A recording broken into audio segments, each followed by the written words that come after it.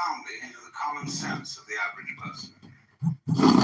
Have an image of the world which is quite basically political, and we'll go further than that and say it's monarchical.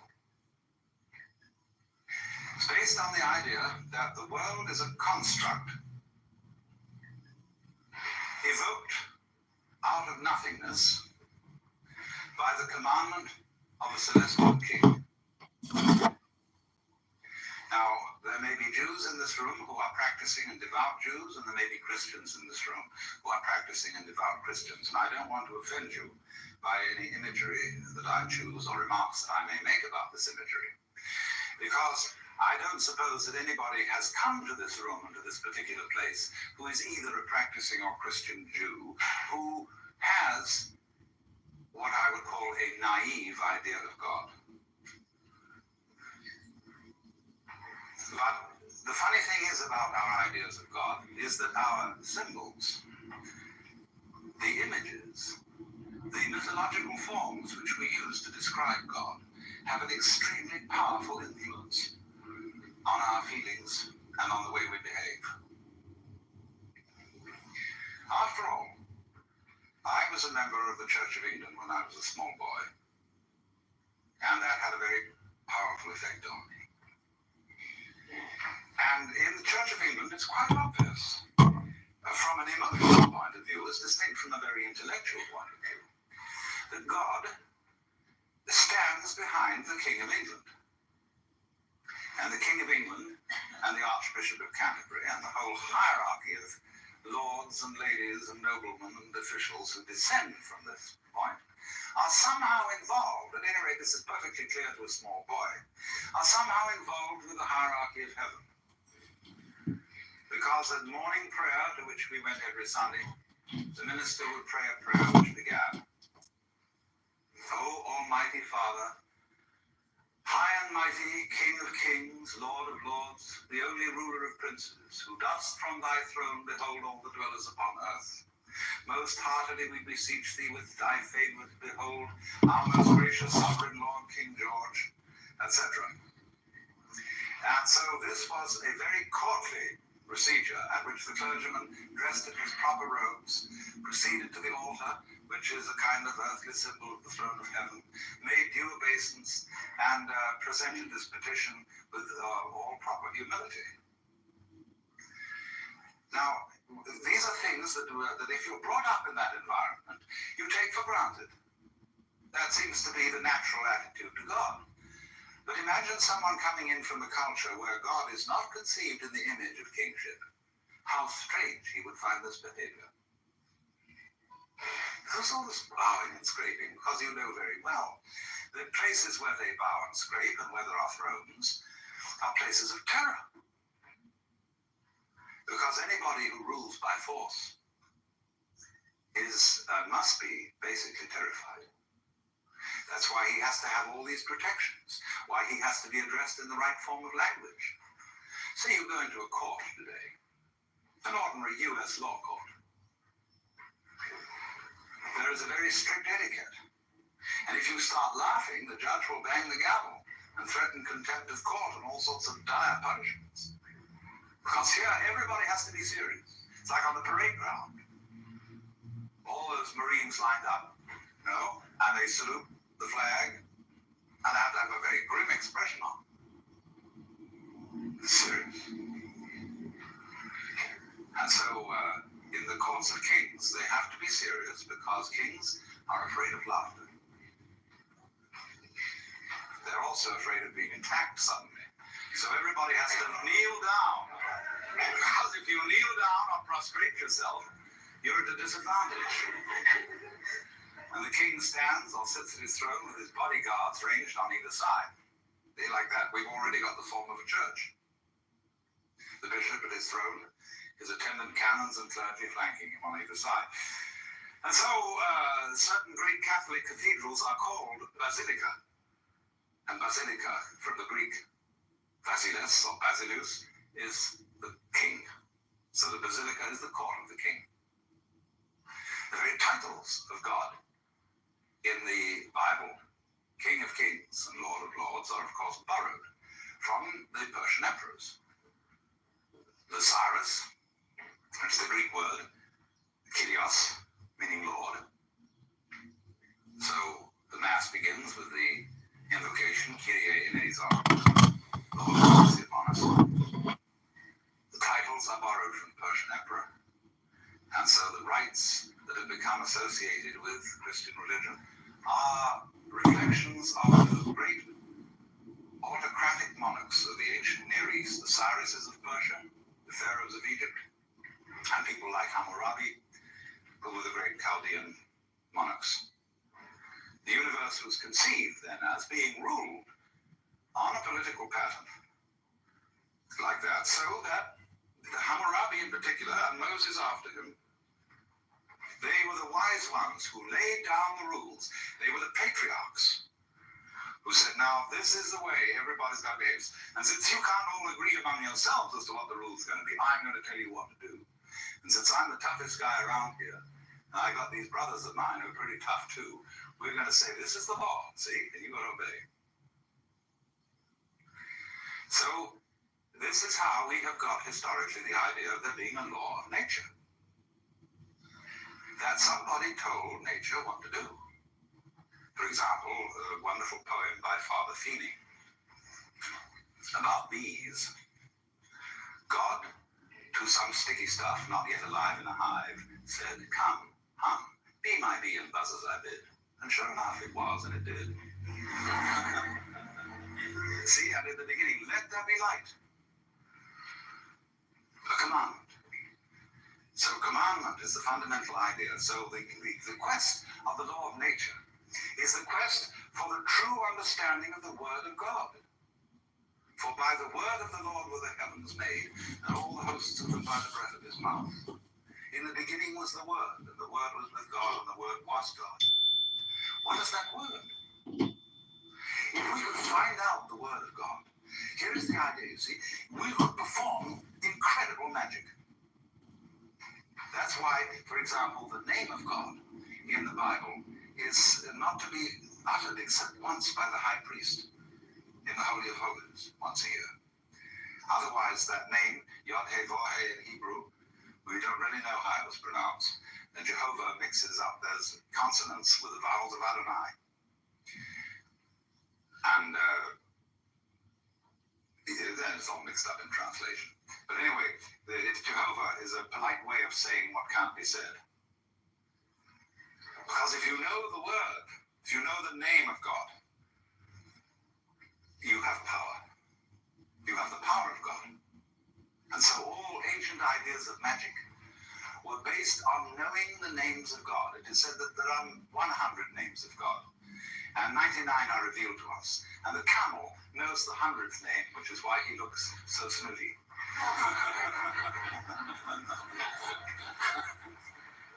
But so also, a person in what we now call primitive orders of society are loath to reveal their names.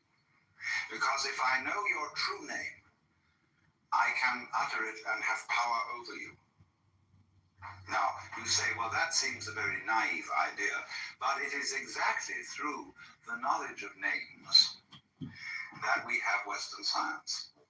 And that is magic. That is through trying to understand the laws of nature. So that if you could understand the word, underneath all the phenomena, you could change the phenomena and create magic. No, be about Only this, that many scientists have got rather sophisticated and have realized that the word comes later than the event. But yeah, you should read Dao De Ching. I just reread it again over the past week and put it on YouTube in 60-second clips. So it's very, very wise, and you'll have a lot of amazing moments while reading it. Feelings. Beginning wasn't the word. Of course, if you want to make new sense out of the phrase "in the beginning was the word," you have to go to Hinduism, where they have the idea that Vak, V-A-C in Sanskrit, or speech, is the basis of creation. But by this, they fundamentally mean vibration. As sound, you see, is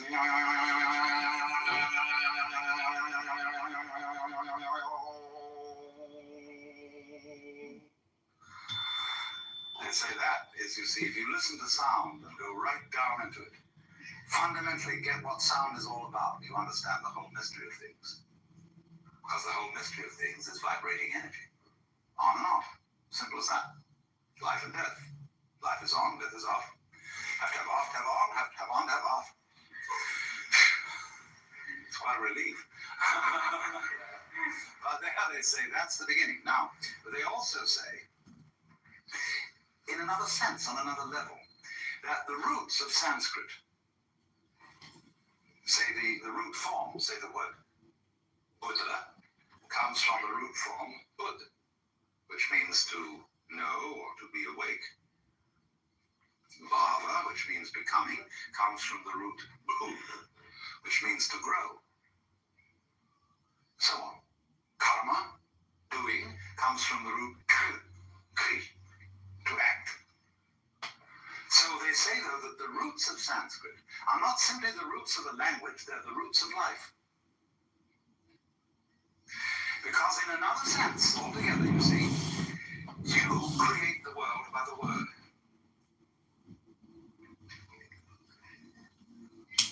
And this is something that we're not very conscious of. It's the way you think that determines your basic reactions to what happens. In the words of Shakespeare, there is nothing either good or ill, but thinking makes it so. Thinking is talking to yourself inside your head. And we, through this, build up all sorts of weird notions. We say, for example,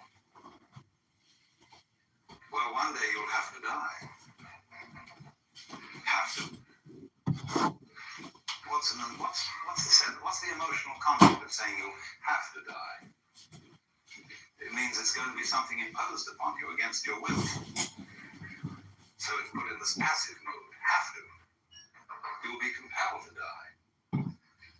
But I can't be compelled to die unless I'm fighting it. Supposing I want to die. Supposing I commit suicide. Or supposing we look at it all in another way and say, when I get a disease and die as a result of it, getting a disease is something I do.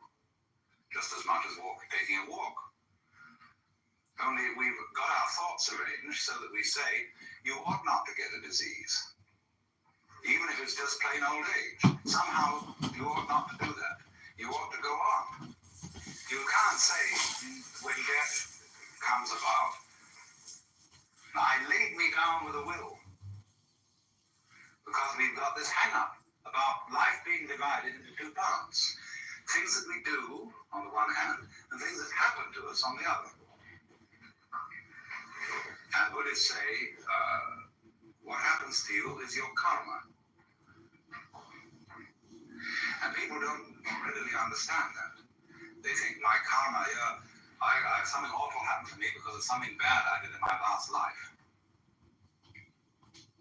And therefore, I've got bad karma. Karma simply means your doing, your action. So that when something that happens to me is called my karma, it means that it's your own doing.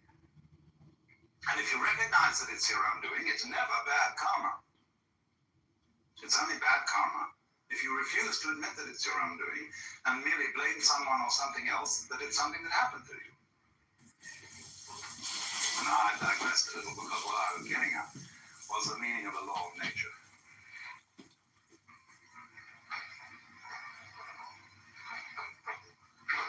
The laws of nature.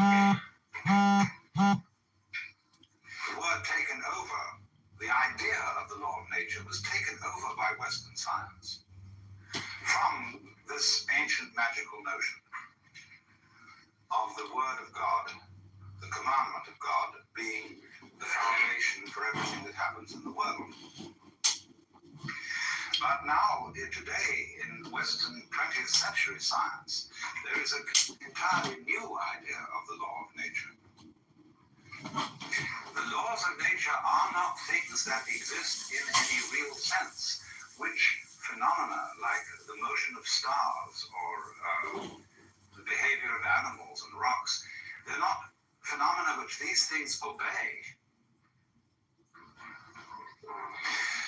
the universe is doing its stuff.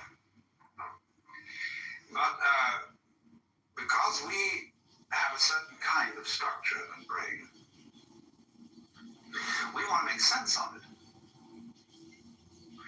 And therefore, we find various ways of understanding the world by the principle of regularity. Now, what's that? Let's take a clock. A clock ticks regularly. But the world does not tick regularly. Inconveniently enough, the sun does not have the Earth go around it in a neat 360 days. This has always irritated calendar makers. How to make a rational calendar? There is no solution, because the rotations of the Earth upon its own axis do not neatly synchronize with its rotation around the sun. There's always something a little odd about it. So what we do is we superimpose over this rather odd elliptical path the ideal figure of a circle with its 360 degrees. Now that is also like putting a ruler along a piece of wood and saying this piece of wood can be cut to 12 inches. Now there are no inches in the wood. Inches are a method, a technique that human beings have invented for measuring things. And so we can cut out of a piece of cloth or a trunk of a tree so many feet. Well, originally, it's simply comparing the trunk with us by putting our feet over it one after another, saying it's so many feet long.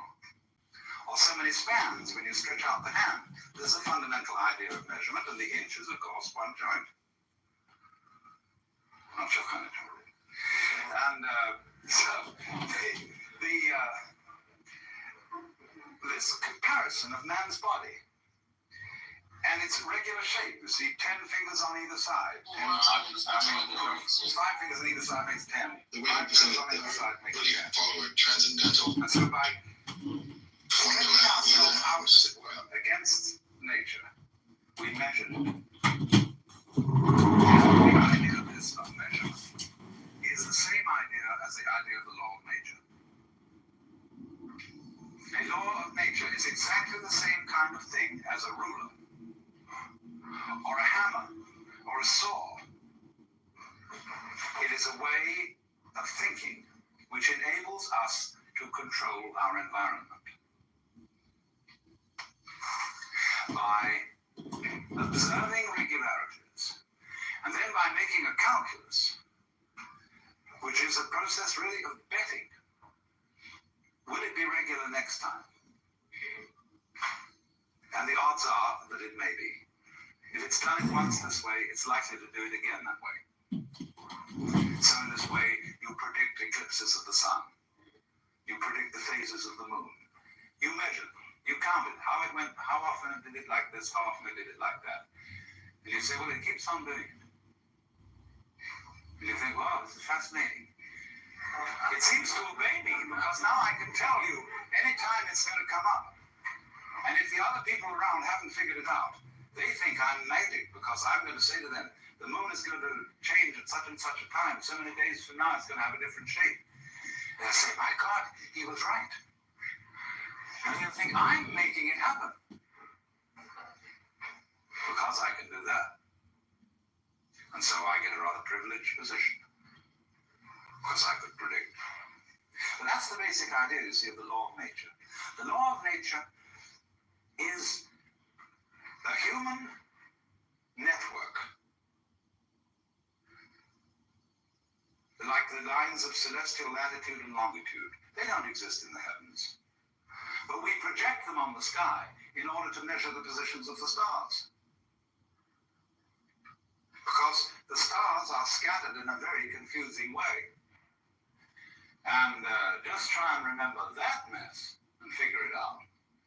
But the clever ones, you see, just said, look at it through a network, a spherical network. You can number all the squares in the spherical network. in accordance with the principles of the circle of 360 degrees. You've thrown the network on the sky. It isn't really there, see? Then to help you a little further, pick out some of the big stars and see if they make a shape. You know, this is like doing a Rorschach test. And you see, oh, look, there's one over there that looks like a dipper. Or some people call it a plow. And there's one there that looks like a cross. And there's one there that, by some extreme wangling, can be made to look like a virgin. And all these lines that join the constellations together are our ways of projecting a pattern upon this great and glorious confusion so that we can remember it and chart it. But obviously, you can very well see that if you looked at this same pattern of stars from some completely different position in space, all those constellations and their arrangements would vanish. And you would have to invent a new one. Because there is nowhere where the stars really are. It depends where you're looking from. So in this sense, then, man in nature, with his extraordinary symmetrical brain and its amazing complications, figures it out. And it's man who introduces the law into the world. He invents it. But in a way, invenire, to invent, is to discover. But what we discover, in a way, is not something that's out there. When we invent the laws of nature, we are discovering something about ourselves and our own passion for prediction, for regularity, for keeping things under control. Therefore, there has to be a law. So then, going back right now to the beginning of what I started to say, the question was then, what is the law of relationship between the atoms? Between the fundamental billiard balls of which the world is composed? Well, you watch the game of billiards, and there's a cue, and it hits that ball, and then it moves over, and it hits that one, and then that hits that one, and then that hits that one. And so the final ball, which moves into the pocket, has its behavior explained through its contact with the other billiard balls and the final contact with the cue. That's why it did it. And so this view of the world as something that happens by the mechanical processes of the law of cause and effect is one that is really basic to most people's common sense today, to most educated people.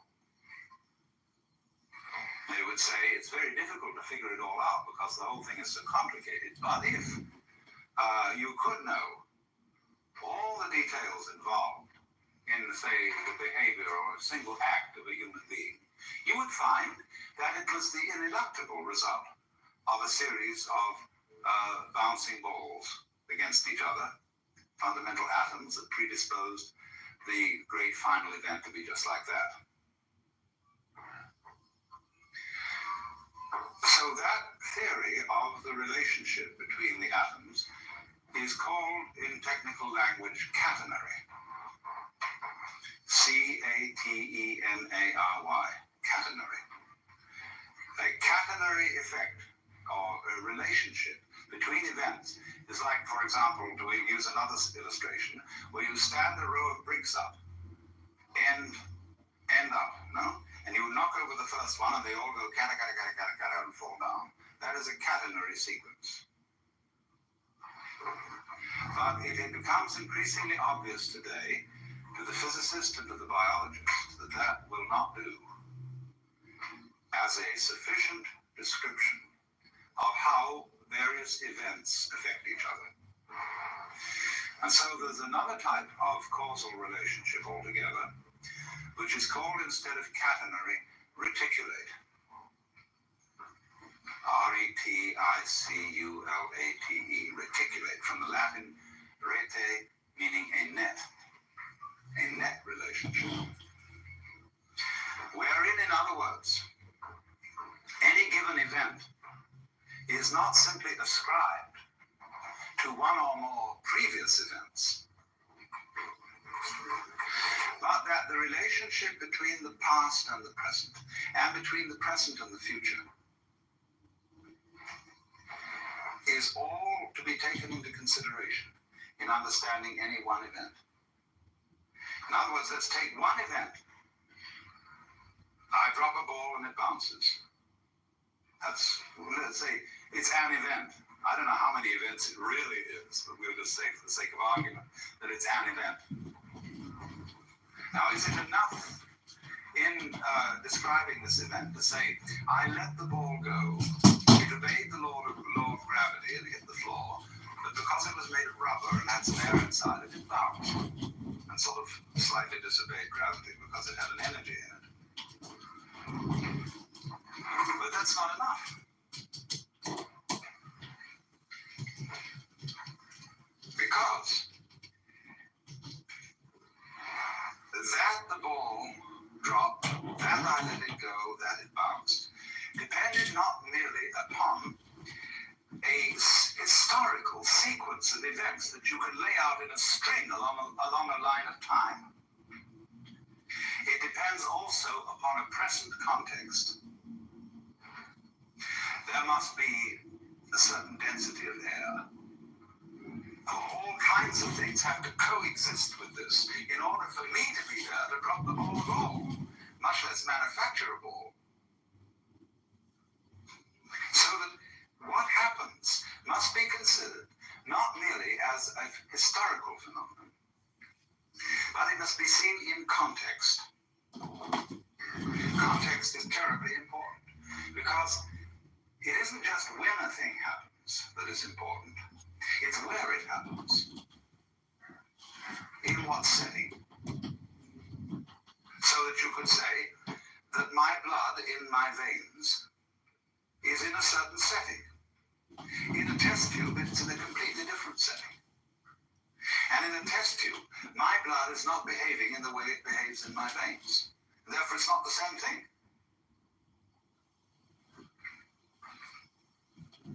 So, an individual person in one setting will behave in one way, in another setting in a completely different way.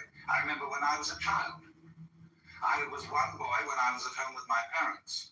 When I went to visit my uncle and aunt, I was someone different.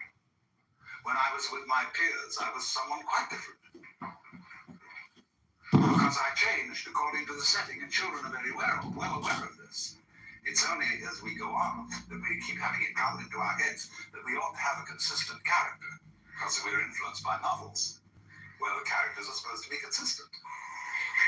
And so you ought to have a consistent character. You ought to behave the same in all circumstances and towards all people. That merely means you become inflexible. So what things are, therefore, depend on the context in which they're found, upon their network relationship to everything else that's going on. And one of the reasons for this, which is going to lead us to something more profound but much simpler, is, of course, that the whole notion of a thing or of an event in nature and of causal relationships between different things and different events is a purely abstract idea that does not really fit the facts of nature at all. In nature, in this physical world that you feel when you hold your head, or hold somebody's hand, or just breathe, in that world, there aren't any separate events. None whatever. Sure, there are all sorts of wiggles around here, all sorts of lines, all sorts of colors, all sorts of surfaces, all sorts of forms, but they're not separate. Because you see, you can't separate an inside, what you are inside your skin, from the outside of the skin. Because you can see that at once, if there weren't anything outside your skin, there'd be no inside. It takes the outside and the inside working together to create the situation. And in the simplest way, the situation that I call my body wouldn't be operating unless there was air around here to breathe. This physical phenomenon goes with the situation of there being air. Now, true, it wiggles about inside the air in a rather complicated way. And other people watching say, oh, something going on over there. You know, because the air you can't see and it remains rather constant except when there's a gale. And so you don't pay much attention to it because it's always around. What you pay attention to is what changes rather rapidly. And you say, well, that's a that. Say, hey, you say to someone, you see this change going on, some wiggling over there, say, what's that? See? And he knows what you mean by a that. A that means something on the end of a finger point. It's different. It's peculiar. See? And that's a that. So from that comes the idea of an event or a thing. The that. But all these that's that are happening aren't disconnected. They go with each other just as I go with the surrounding air. And just as this whole situation in which we are at this moment is a complicated going withness. Now here then we get to the fundamental idea, this idea of going with. And from this we shall be able to construct the whole notion of network. And this is the idea I said at the beginning, is extremely simple, very difficult for people brought up to use Western languages to understand. Now going withness, we could call it relativity, relationship. Means simply, let me first of all put it in a very extreme form. Consider yourself, sitting here at this moment, being just exactly the sort of person you are. Maybe a little neurotic, maybe a little sick physically, maybe a little ashamed of yourself for some reason or other, or whatever, you know. Just the way you are anyway, just like that, sitting here. That situation goes with, as back goes with front, the entire situation of the rest of the universe.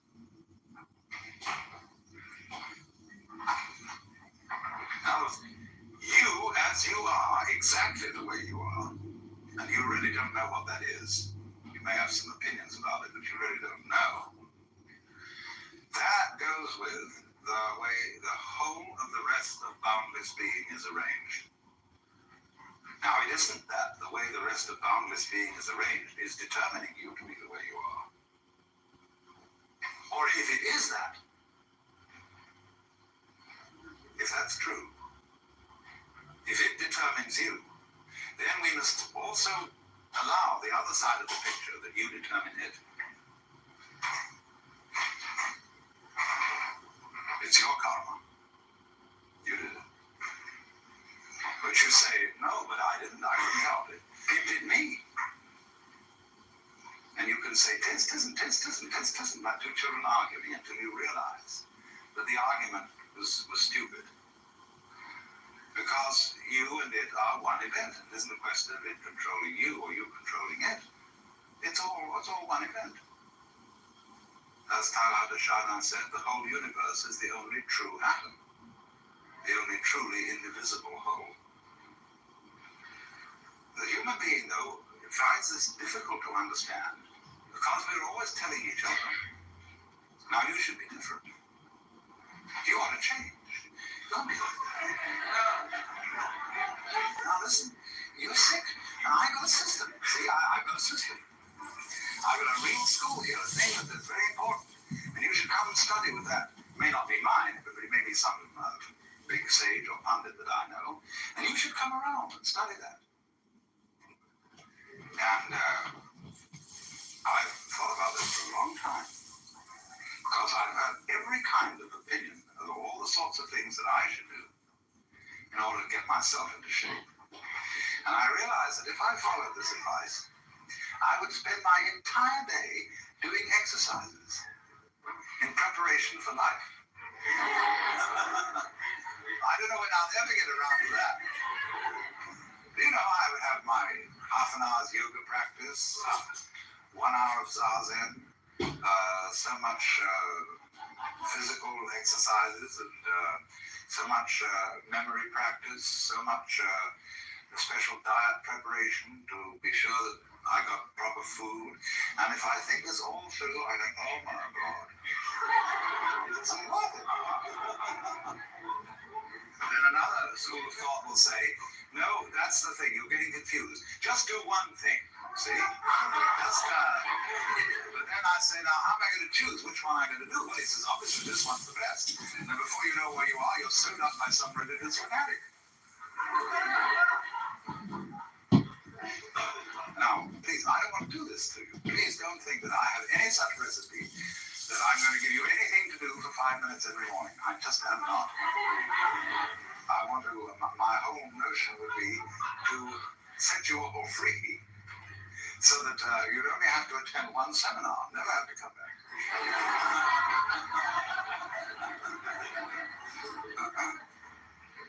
That's the idea, really. Because I know that so far as my own livelihood is concerned, that there are always more people. And if, no, I don't collect a following and just send them all away. There are plenty more people to fill the vacuum. But this is the whole idea that we're going to work on in the net. That you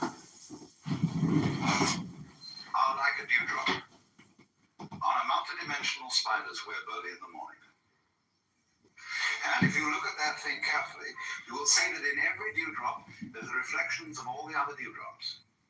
So the way that dewdrop looks goes with the way all the other ones look. See? The particular glimmer in it and so on.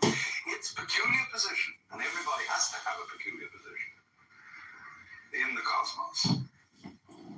The reflections in every one of them are different, according to the position they're in, and the other dewdrops that they reflect at such and such angles. But nevertheless, the whole network, all the dewdrops, depend on each individual dewdrop. And each individual dewdrop mutually depends on all the others. And that's the sort of a scheme we're living in. It's a little bit of front-side logic at first, because we say, I can understand that I depend on this universe, because after all, I need sunlight and air and water and the help of the society and all that kind of thing. I needed a father and mother. But looking at it from the other point of view, I find it very difficult to see how the whole thing depends on me. That's because we've been brought up with a put-down theory of the individual. Little children should be seen and not heard. You are the servant and subject of God, and don't you ask impertinent questions. Or another way of putting us down is to say, well, you're just a piece of a fluke in a mindless mechanism. See? We always managed not to find out that the relationship of the network is mutual. It runs both ways. That it depends on you just as much as you depend on it. Because you see, it's you with your ingenious brain that, for example, turns vibrations of air into sound. You turn whatever the sun is doing into light. You turn whatever the air is doing into a sky called blue. There is only blue for a brain. It's just like if you hit a drum and it's got no skin, it won't make any noise. So it's the tight skin that evokes the noise out of a moving fist. No skin, no noise. So you, as the reflector, like the dewdrop reflects, you, as the so-called reflector of all that goes on, by the constitution of what kind of a reflector you are, you evoke what we call sun, moon, and stars. I was talking to the 17-year-old girl, not you, when I said the annoying thing, you know? And then they kicked you. But it was funny, because you thought I was talking, everyone thought I was talking to you.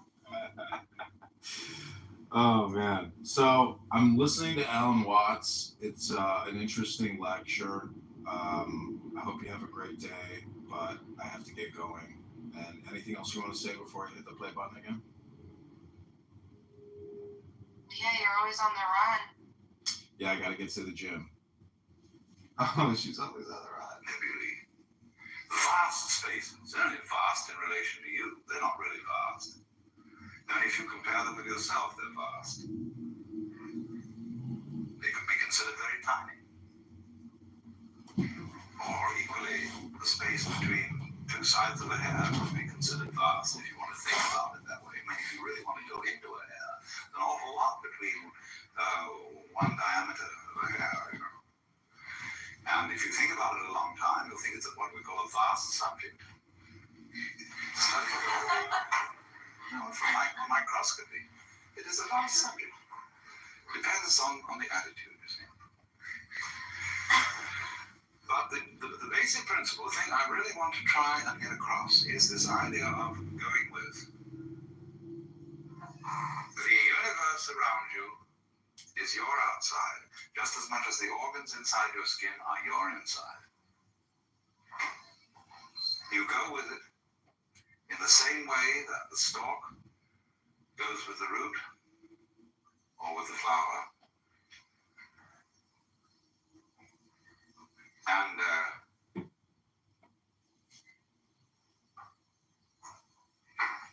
as front goes with back, as North Pole of magnet goes with South Pole.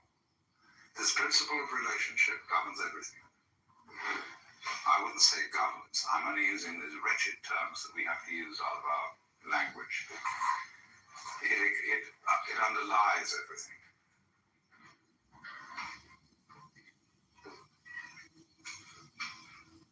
And it's important to realize, and let me repeat this, that the great universe does not control the small individual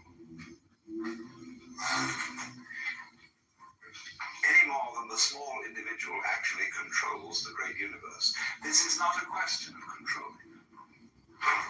It is a question of more like dancing, of what happens, rather than what makes it happen. Things aren't made to happen.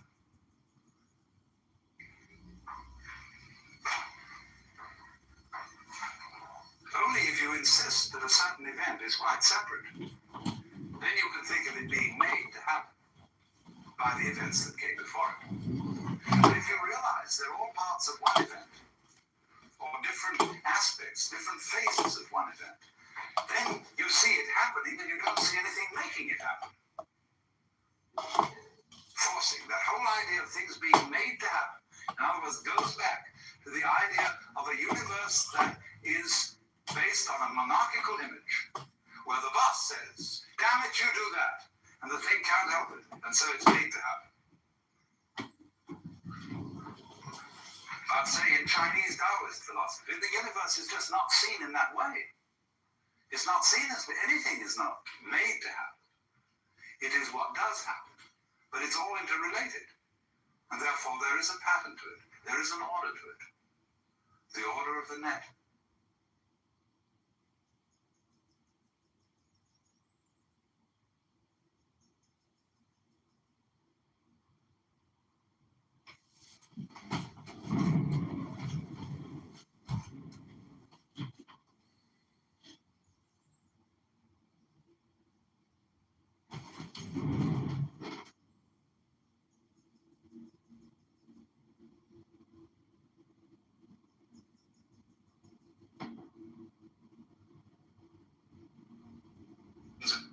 Which is the two different concepts. I was talking in last night's session about the nature of networks.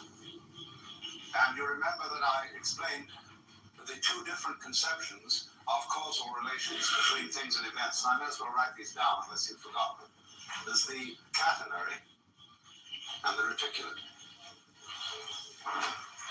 In this kind, things and events are explained as being links in a causal chain. And so every particular happening that is identified as a thing or an event, which is, however, quite an arbitrary kind of selection, is explained by its past, by the chain of events which lead to it in a causal sequence.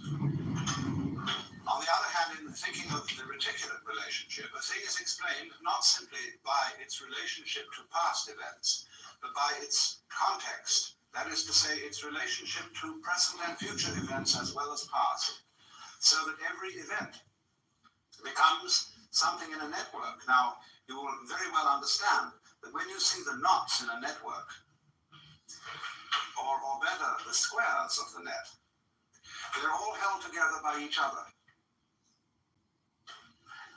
Imagine the kind of network where instead of there being, something like knitting, in knitting, the stitches are all held together by each other. And if something breaks at one point, the thing starts raveling. So the reticulate view, or the net view of the universe, is one in which the Buddhists say everything mutually interpenetrates everything else. So, as I was trying to make the central point, the point of implication, the point of relativity, that things go together like two sticks standing on the ground in this way. See, they give each other mutual support. Or like the three rings in the Valentine beer trademark, or the Christian symbol of the Holy Trinity. Those rings interlock. But take one of them away, and the interlocking is broken down for all of them. So in the same way, the individual, although seeming to be something that rattles around in the universe, although a given planet or a given star seems to be something that is moving on its own, the motion, the behavior of stars, is a situation that arises only because of the mutual interdependence of all stars. Because, to take a very simple illustration, if there is only one star in the whole universe, no motion can be ascribed to it. It can't even be said to be still. Nobody knows what it's doing because there's nothing for it to relate to. But take two stars, and they can get nearer to each other or further away from each other. But no one knows which is moving. Get three stars, and then you have, say, two close together, and one of them seems to go away. Now, who is moving away from who? Are the two stars saying, hey, we don't like you, we're going to get out of your way? Or are they saying to the other star, why don't you like us? Why do you keep going away? Well, who's right? Well, you can say on the principle of democracy that the majority must be right. But then they say, well, let's have an umpire, and we have a fourth star who can stand above us. You see, two stars can only move in a straight line with respect to each other. Three stars can move in a plane with respect to each other, but a fourth star can establish a third dimension, where we can say, I can look down on you and take an objective standpoint. But then the argument is which one of them is the fourth? But that's the basic principle on which the whole universe is constructed. It's a relativity system in which motion depends on comparison with something relatively still. And there can't be any motion at all unless there is that comparison. So, because of this relationship, every individual is so related to everything else that's going on that you imply it. In other words, anybody who was a great scientist from some other world altogether, who studied a human body carefully and figured out the conditions under which such a thing would exist, he would come to the conclusion that that human body was something from a universe just such as we have. He would find that your structure, your behavior implied this whole thing. Just as with a laser beam system, you can photograph a small fragment of any photographic negative. And from that tiny fragment, you can reconstruct the whole picture from which it was taken. Because the crystalline tensions in that fragment imply the whole context of crystalline tensions that belong to that particular negative. So in exactly the same way, You as an individual imply this world, and this world mutually implies you. And you are a natural formation, moving in and with this universe, not determined by it, because this is not a system of determinism. But you are moving with it in just the same harmonious way that you notice the waves moving, and the trees growing, and the clouds moving. And as you don't accuse the clouds of making aesthetic mistakes, so really is a certain light in which you can see human beings, both good and bad, as perfect forms of nature. You may have fashionable discriminations about who is beautiful and who is ugly. You may have metaphysical discriminations about who is sick and who is healthy. You may have moral discriminations about who is good and who is evil. But these are all points of view, relative points of view. They are all legitimate because they are parts of the functioning of the whole. The fact that you take those points of view, that too is part of nature. But a skillful person lives on two levels at once.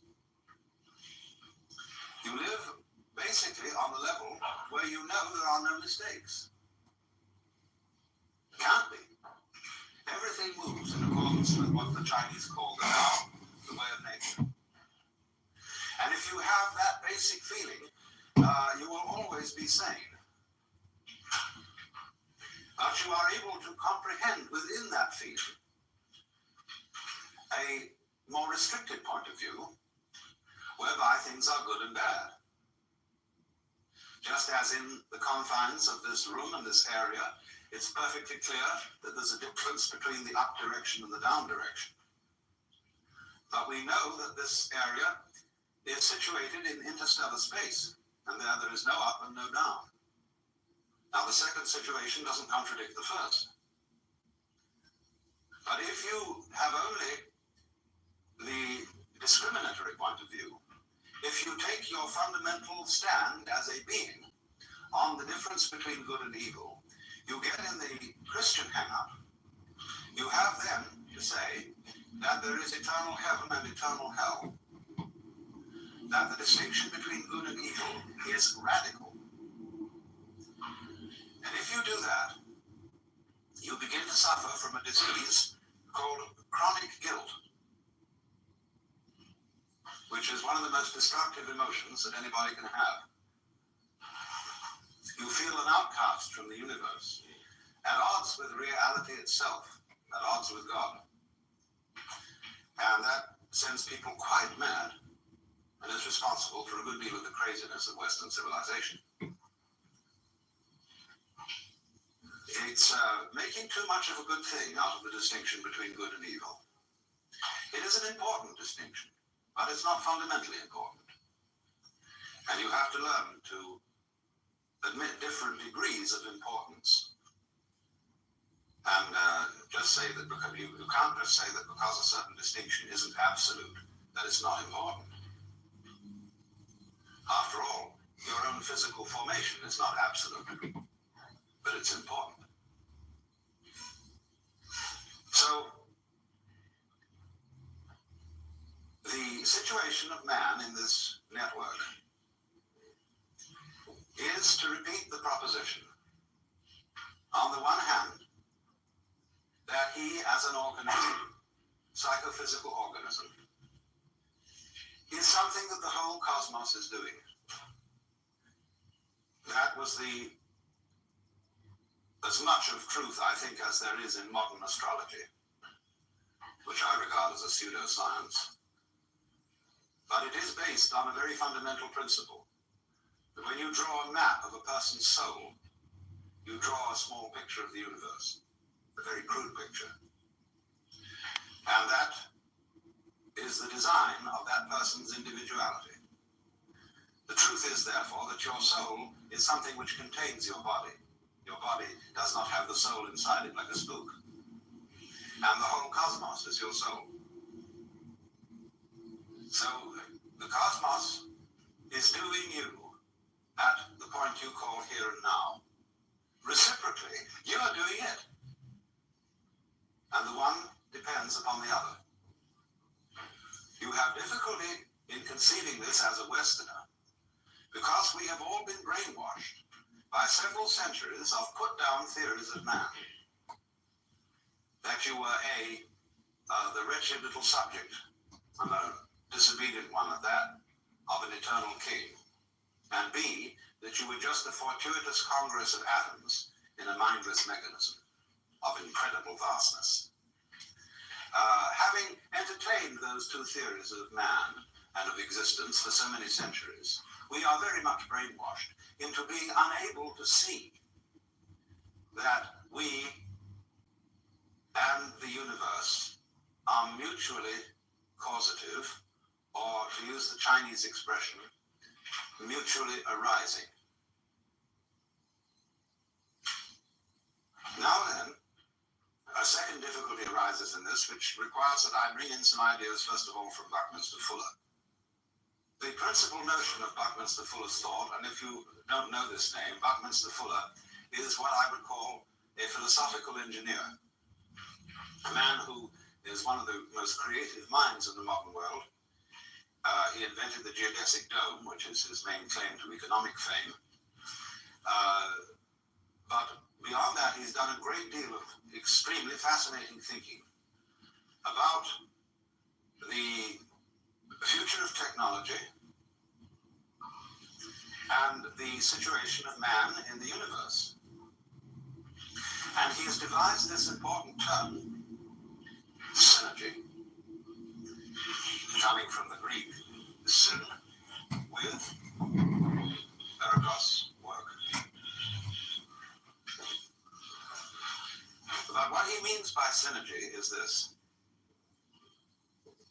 that every complex organism has as a whole an intelligence greater than any one of its parts. But this is a difficult idea to swallow, because he applies it to technology in this way. He is saying that the industrial natural complex in which we live is something that is going in a certain direction on its own, whether you like it or not, and that it is able to organize your behavior in a more intelligent way than you can organize it. And he believes, therefore, that the increasing complexity of the industrial complex will of itself, say, outlaw such lunacy as war. It will make it impossible. And that we shall find ourselves increasingly organized by an intelligent system that is not under our conscious direction, but will make us feel, I suppose, rather as our individual selves feel inside our bodies. He gives an illustration. The transportation communications network, aircraft, radio, television, telephone,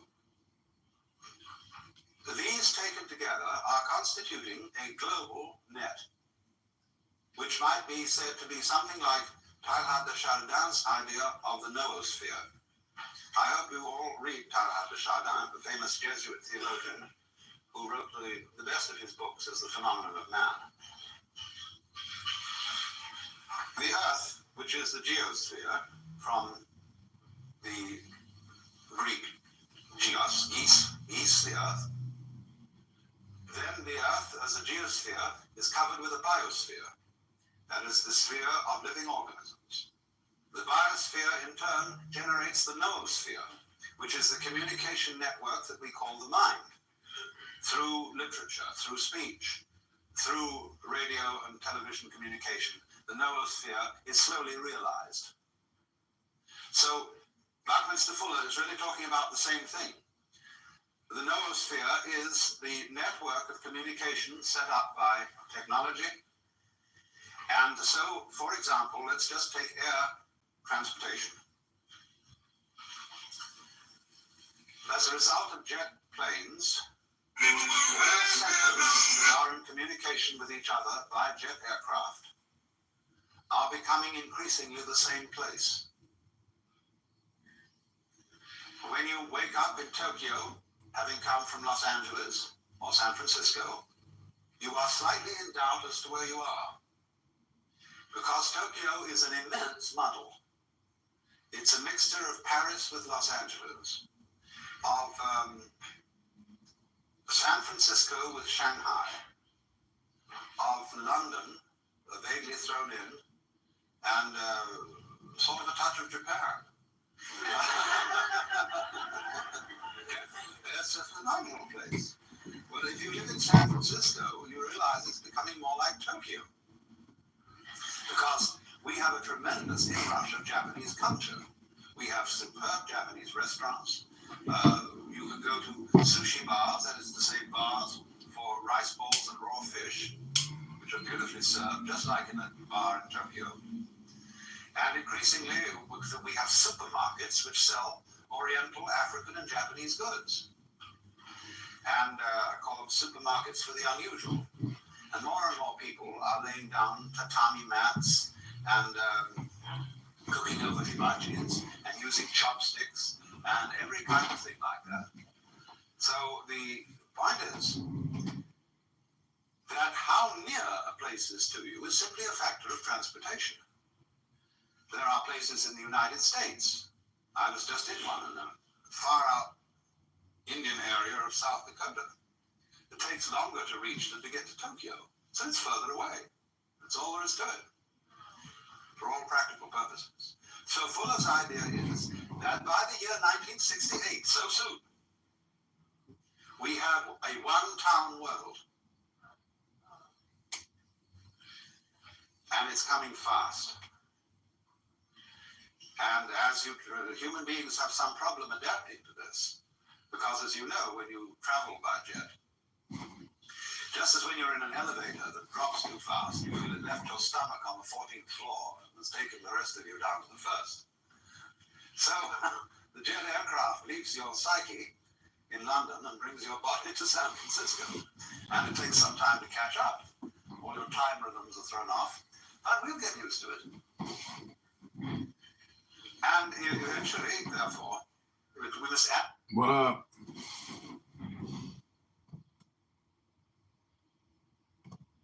Yo, what's going on? Can you hear me?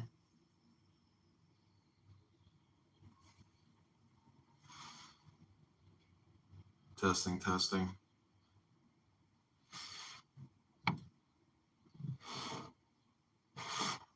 don't know, it's not working. To this, planes are very expensive. All governments have immense investments in aircraft. And to work, they must be kept flying. Otherwise, they get out of order. So they must be kept moving.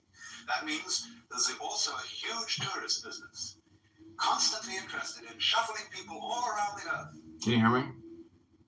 I think your mic's off. Of that, it's going to be No mic. The mic no work. And politicians will find it harder and harder to stop it in the interest of having a war. So what we are in effect reduced to at the moment, so far as wars are concerned, are experimental wars. Wars in small areas against people who allegedly don't matter very much, in order to test out our military materials and techniques. Because nobody can afford to keep a large standing army in which there are no veterans. So they must have practice. And so practice wars are carefully arranged. But increasingly, you see, they find that these practice wars rouse passions and disturb everybody in all directions, because there is no such thing as an unimportant people. And so they become increasingly difficult to carry on. So Fuller is extraordinarily hopeful about the future of mankind, because he feels that the synergy, the quality of intelligence in the total system, will overcome the folly of individuals, or of parts who are unable to act with full understanding of what's going on. And you see, this is a serious problem, so far as the individual is concerned, because today, not only is there a population bomb, there's also an information bomb. The proliferation of information about everything is so great that no individual can possibly grasp it. Not only has he difficulty in grasping it, but there is difficulty even for big committees to organize this information, to integrate it in such a way that if I need to know a certain thing, I can very swiftly find it out. For an individual untrained in physics, it's very difficult to find out quickly about physics, because physics is expressed in a mathematical language which he probably has never learned to read. So the time lag in scanning, you see, all consciousness is a matter of scanning. And it takes in the totality of events in the world by a sweeping motion, like the glance of our eyes around a room. Well, it takes time to glance your eyes around the room and register what's there, if you want to remember it consciously. So what we are saying is that the intelligence of the system, the synergy, is more intelligent than any individual consciousness can be. But, of course, as a living organism, you are much more than consciousness in this scanning sense, because you certainly don't arrange the complexities of your own brain by conscious decision. That's something that you grow. Or we could put it this way, that the intelligence of the universe grows as it grows you. But here again is another hurdle for the average Westerner, whose common sense is derived from the philosophy of science current in the 19th century, are thinking that the organization of the universe is intelligent. That seems to us to echo of theism, of God ideas where God is based on an anthropomorphic or man-like image, the old gentleman with whiskers in the sky. And of course that God is dead, beyond recall. But that's not the only kind of God. To think of the universe itself, its vast and complex organization, as being intelligent, what on earth does that mean? What do you mean by the word intelligent? Well, when you come to think of it, it's the most difficult word to define. Everybody knows what it is, but very few can say. It's like you know what love is, but just try and define it. You know what time is, but try and define that.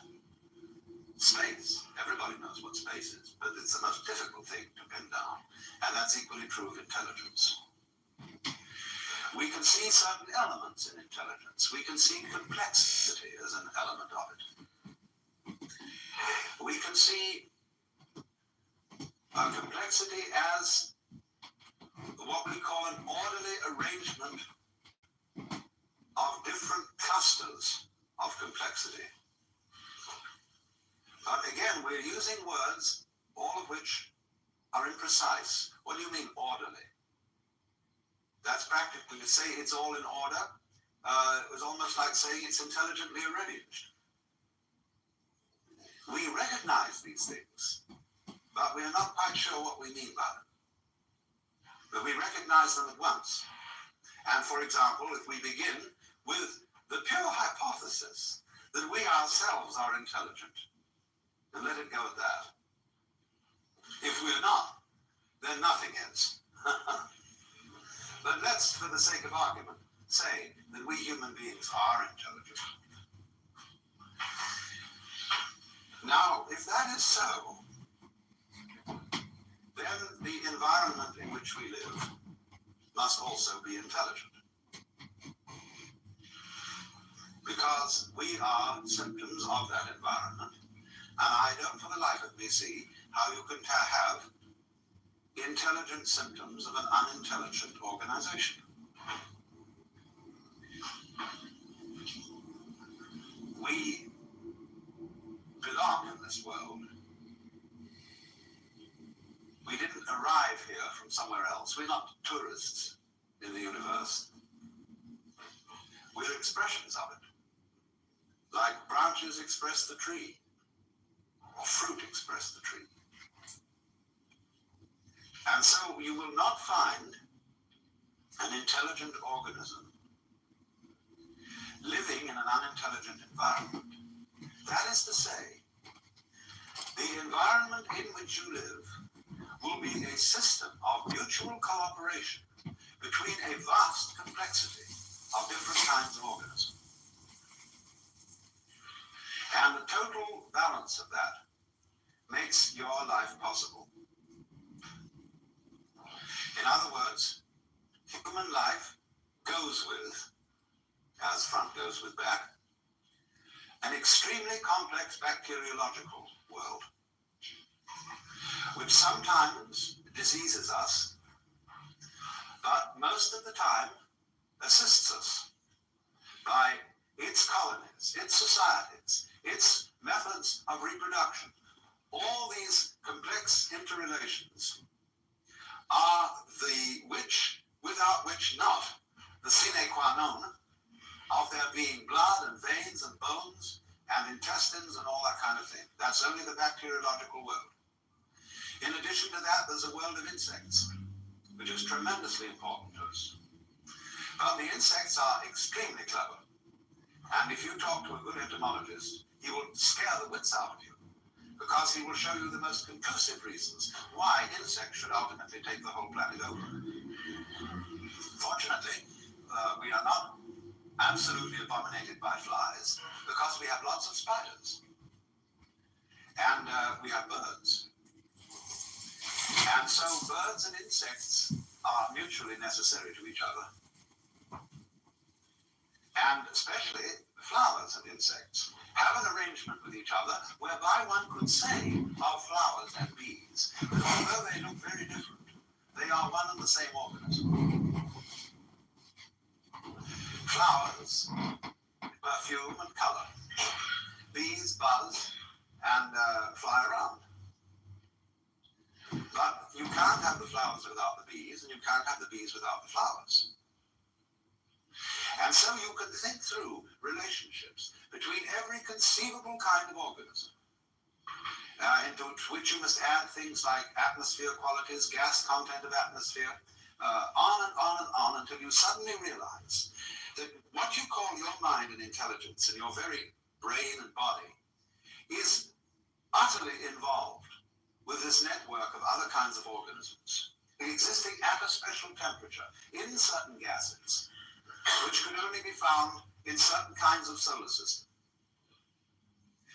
Now then, seeing that should give every technologist pause,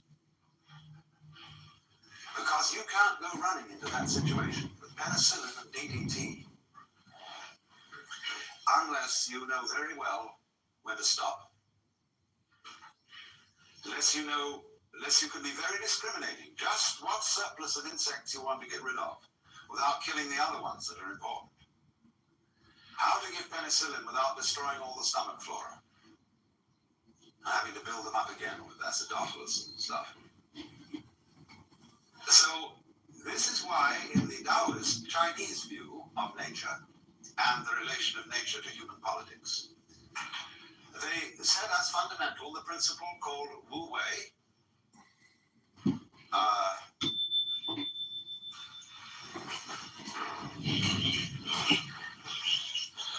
Wu Wei.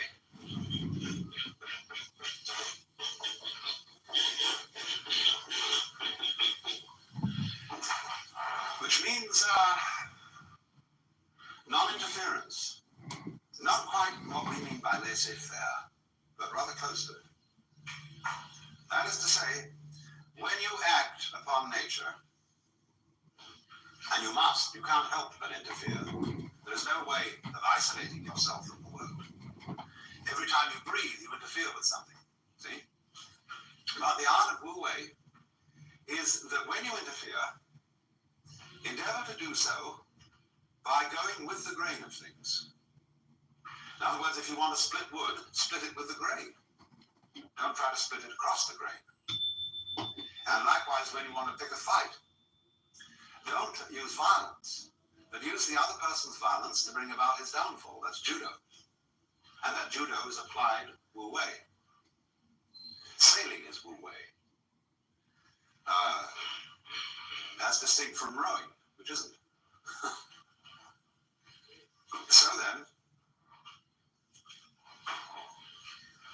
the Taoists, you see, recognized that there is this universal organism. And they thought of the cosmos as a great organism without a boss. There is no one in Chinese philosophy making the world happening or ordering it. There is no, as it were, central principle in the middle, which sends out commands to all the subordinate parts, but rather that the thing organizes itself. Their word for nature being Zhiran, meaning what is so of itself. So they saw the whole cosmos as a self-regulating organism, and they further saw that the individual is not merely a part of that organism. He is an expression of the whole thing. And the whole depends upon this expression, just as much as the expression depends upon it. And that was the principle of mutual interpenetration, which is called in, it's more familiarly known by its Japanese name, Jijimude. The principle of the network. Between thing event and thing event, there is no obstruction.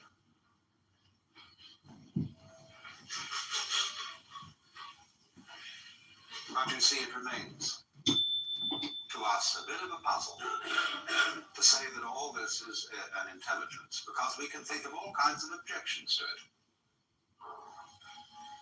We can think, if by some conscious science we were able to construct the universe, we would do it a little differently. We would have improvements to suggest upon mosquitoes.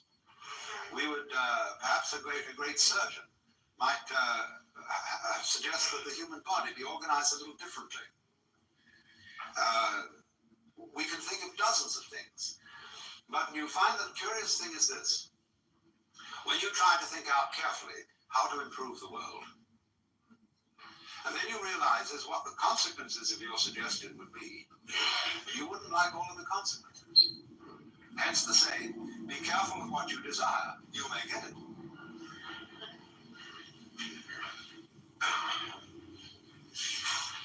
And then one invites the individual, and this is one of the great things to do, to suggest another kind of universe. What kind of universe would you design if you were God?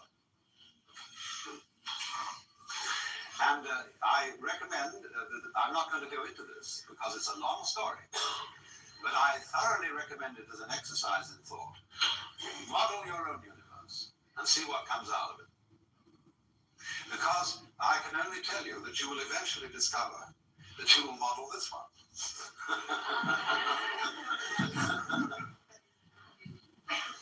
And you'll find out, you see, that it's based on certain absolutely fundamental principles, which of course includes the game of hide and seek.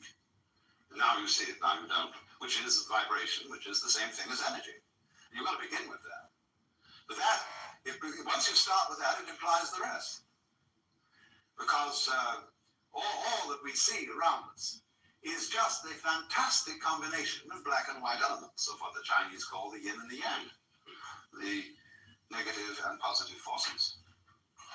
And it all leads to this, but in an incredible balance. So then, you have difficulty, though, of course, in seeing the world as an organism. Because when you look out at the stars, you are in roughly the same situation or relationship to what you are seeing as when a physicist studies the constitution of the atom. He will make a map of the behavior of the nucleus, in which there will be various rotating particles or wavicles. And you will see something which looks like a mathematical design and doesn't look like an organism. Because we expect an organism to be a kind of gooey thing with blood and flesh and wriggles and so on. So if you looked only through the microscope, you wouldn't see the organism. But when we look out at the rest of the universe, we are, as it were, sitting down on one of those electrons, looking through a microscope at the rest of it. And therefore we don't see the sort of total design it makes up. That's much too far away from our conscious inspection. And this is one of the reasons then why it's difficult for us to formulate the idea that there is an intelligence operating here. Because all we see is a firework display, this tremendous display of radioactive mud and gas. And one would say, well, that's it's just a kind of a contraption that happened to arrive there, and that's all there is to it.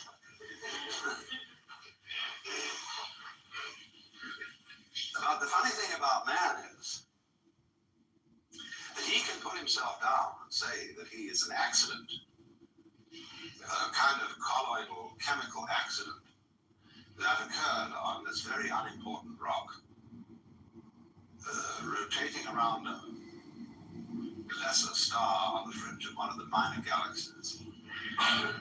And that this is where we are, and that the universe does not give a damn about us. Yet the odd thing is that this wretched little chemical thing can reflect an image of the whole cosmos in its vastness inside its head, and can know he's there. And that means, though, that this thing, however small in dimensions, is vast in comprehension.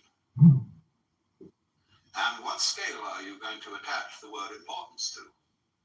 Mere size or degree of comprehension? By degree of comprehension, man is huge. By that scale. So then, if the principle is simply that if we concede from a perfectly physical point of view, what we would call a strictly scientific point of view, that the individual organism goes with its environment in just the same way as bees go with flowers, and flowers in their turn go with grubs, and grubs in their turn go with birds, and so on, all the way through. Then, when you want to define yourself, you cannot say that I am just what is inside the skin.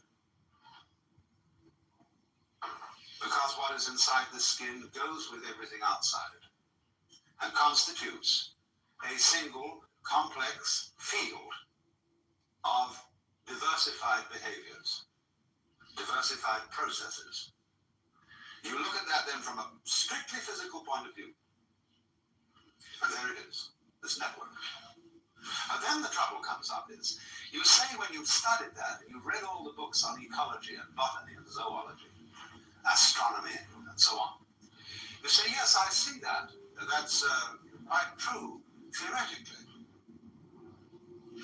But I would like to be able to feel that this is so, as mystics report that they have felt it. To have that kind of experience in which the network is absolutely clear. Because you see, if we don't take it that far, if we know about it theoretically only, the theoretical knowledge is not going to have much effect on what we do. But knowledge of a more emotionally compelling nature will indeed affect the way we act with respect to our environment, and may, in fact, prevent us from destroying our environment, as we are now very busily doing. It's interesting that the Congress of the United States recently passed an act making it a very serious offense to burn the American flag. And they passed this act with many patriotic speeches and rhetoric and much reciting of poems. But this is the most fantastic example of American confusion between symbol and reality, between menu and meal. Because this same Congress is directly or indirectly responsible for burning up what the flag stands for, namely the geographical United States and its people. By not really doing much about the devastation of our forests, the pollution of our water and atmosphere, the reckless waste of our natural resources, and resorting to a form of economy, which under any sane circumstances would be termed sheer lunacy. They cannot distinguish between the symbol and the reality because we are all hypnotized with words and symbols. And so when the flag is more precious than the country, we are insane.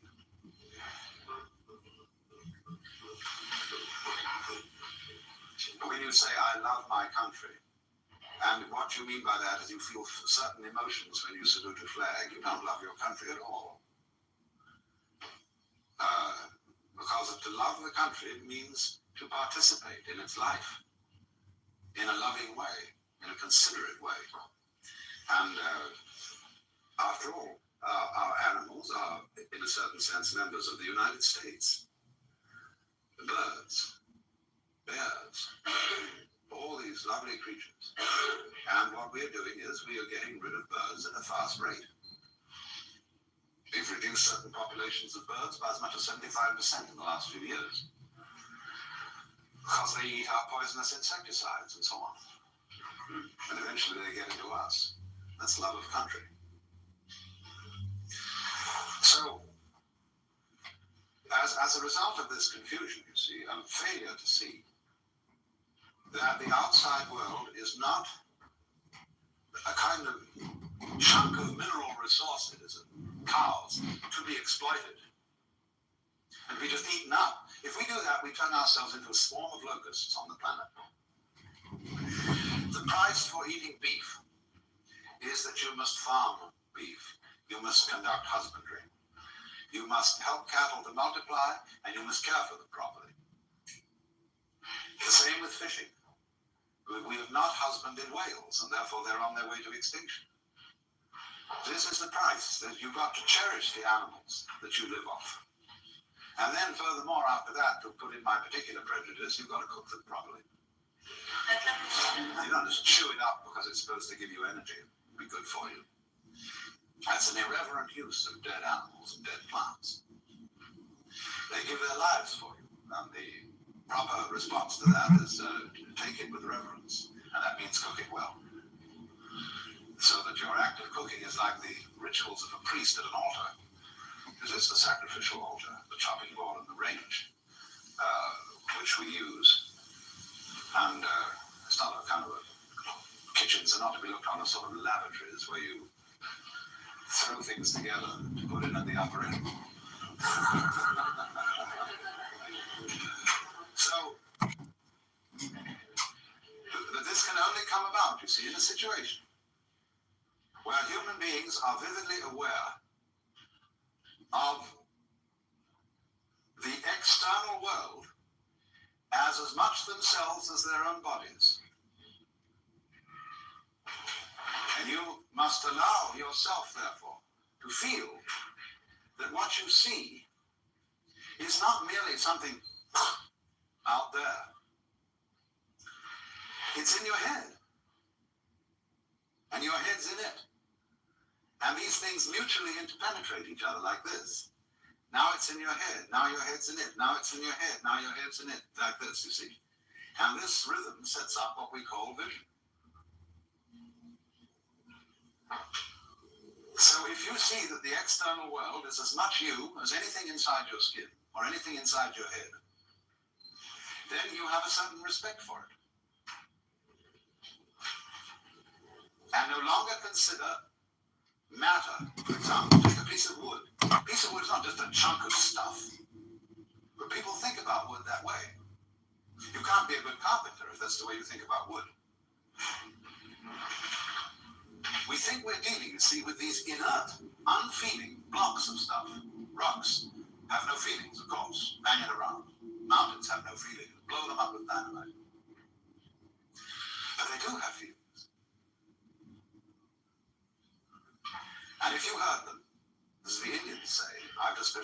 bunch of Indians. They say the continent of the United States is getting ready to shake us off, as a dog would shake off fleas. And they say the storms are going to get worse. The earthquakes worse, the floods worse. And the insect pests will multiply in all sorts of strange ways and finally get rid of us and leave the land of the Indians who originally owned it.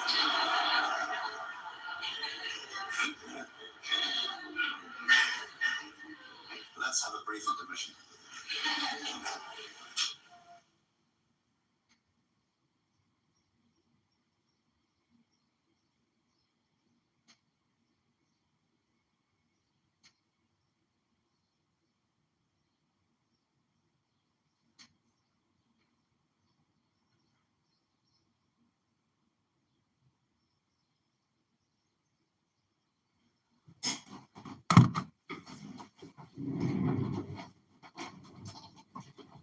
This morning, about